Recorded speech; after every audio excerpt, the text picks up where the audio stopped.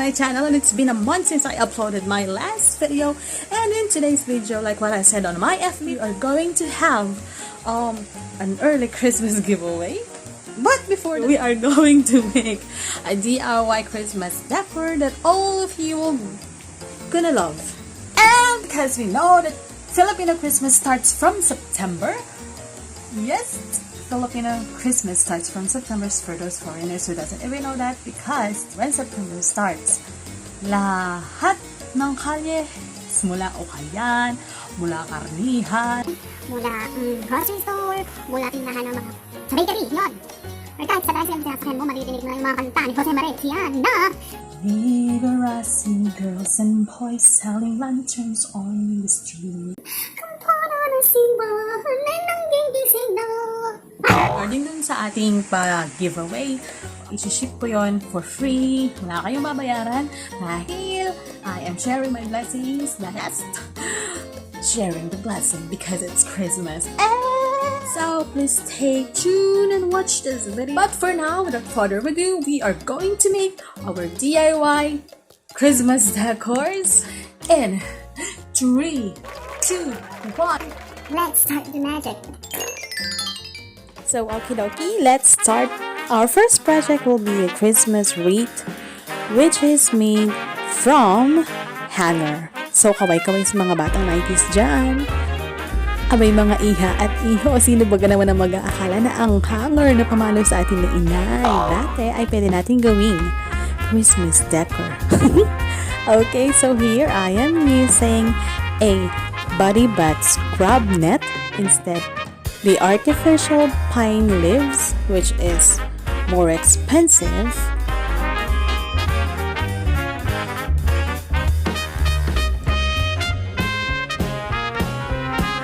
So here, since we are using cheap materials, we don't want our project to look cheap. So naglagay ako ng mga kaatihan para magmukhang maganda naman ang ating Christmas wreath.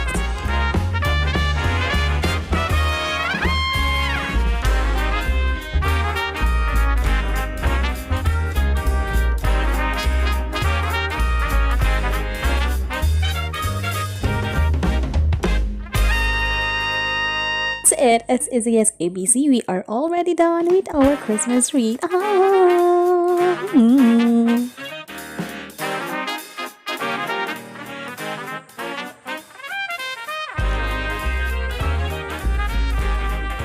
And now our second project will be a tabletop Christmas tree made from cardboard and some payan. Yes, it's a rope. Luckily, I found the green with the touch of red rope. So yeah, diba? Pwedeng Christmas tree. Bakla.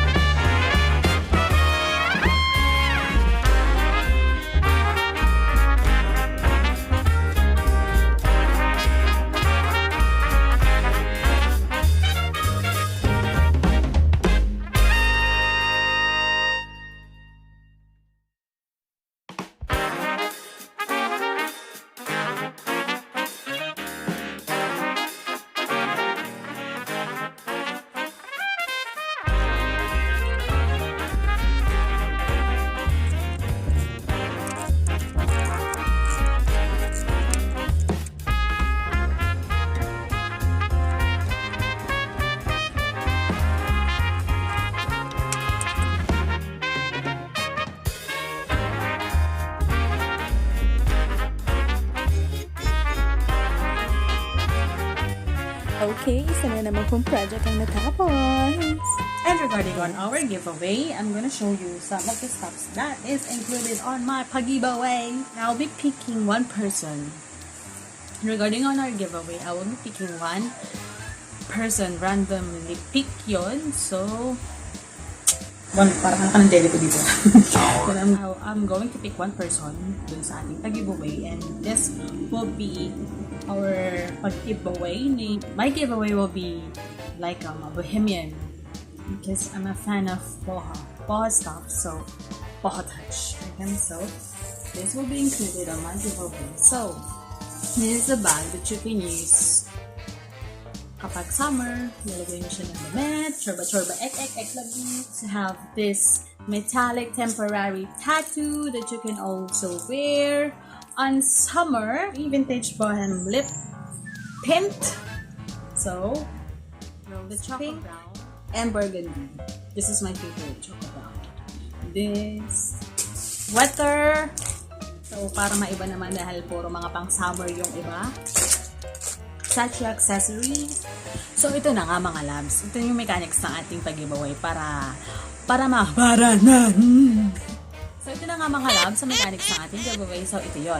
Una, subscribe to my channel. Pangalawa, like this video. Pangatlo, share this video using the hashtag GlaDIYna DIYs. And don't forget to make your post public para makita ko siya.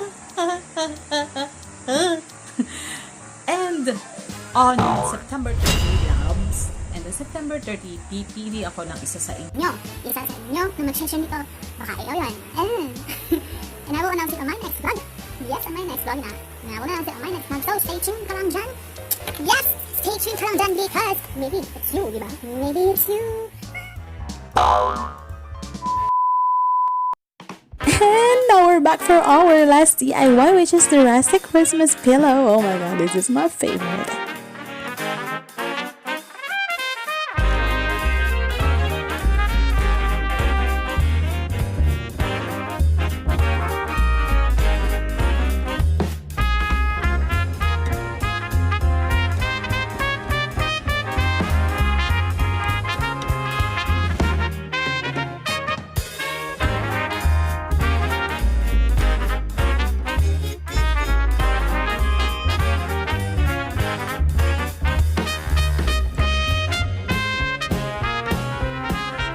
So for the design, I use an artificial leaves. And here, tatanggalin natin yung nasa likod niya, which is matigas, para hindi masakit kapag ginamit natin yung ulan.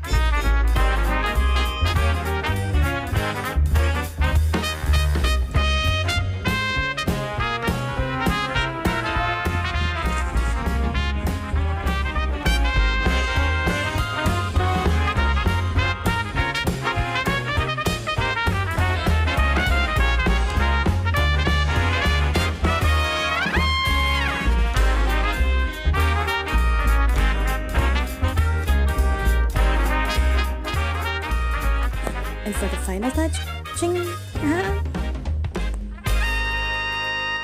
that will be our DIY Christmas decor video for today. And if you like our DIY na ginawa natin ngayon, please click the like button and don't forget to subscribe on my channel. Don't forget to click the notification bell para maging updated ka sa aking mga susunod na uploads. And